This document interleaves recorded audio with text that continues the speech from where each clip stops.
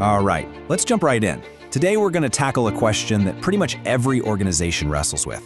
How do you actually keep the creative sparks flying? A lot of people think the answer is just, a bigger budget.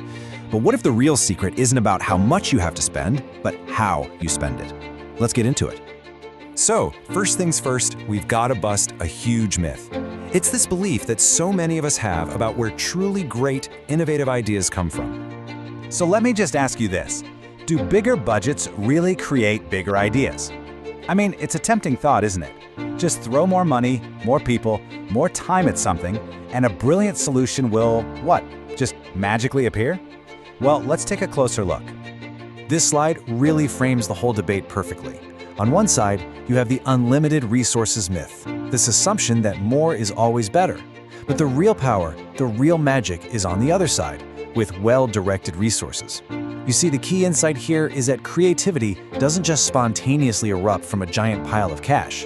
It really thrives when you're intentional, when your resources are focused and perfectly aligned with your biggest goals. Okay, so if it's not just about having a bottomless bank account, what's the actual challenge here? This brings us to the real balancing act that leaders everywhere are constantly dealing with.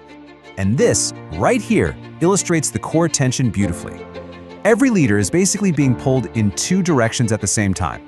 On one hand, you've got the short-term demands, keeping the lights on, managing the day-to-day, making sure things are stable. But on the other hand, you have the long-term goals, all those creative projects that are absolutely essential for growth and for staying innovative.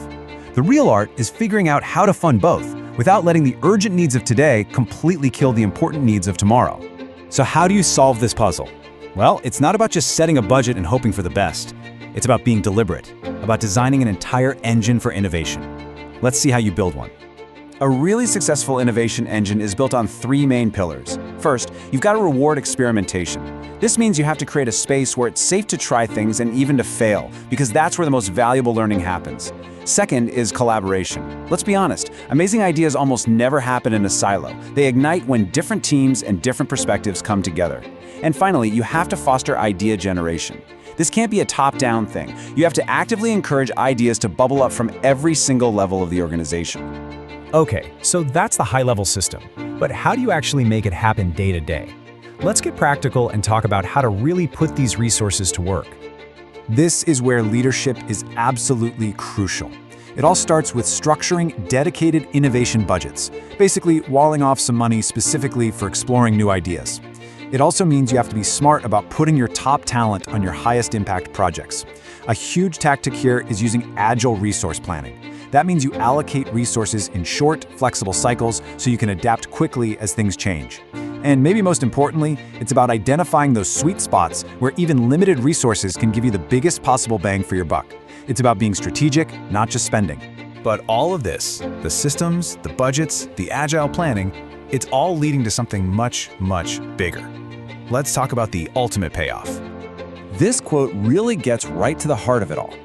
Innovation should be a shared organizational investment, not an isolated activity. This isn't about having some special innovation lab tucked away in a corner of the office. It's about weaving this way of thinking into the very fabric of the company culture. And that right there is the key takeaway. Strategic resource allocation isn't just about bankrolling a few cool projects. It's about building a culture where everyone feels a sense of ownership, where innovation becomes a shared responsibility, a shared investment in the future. And that leaves us with one final question to think about for your own team or your own organization.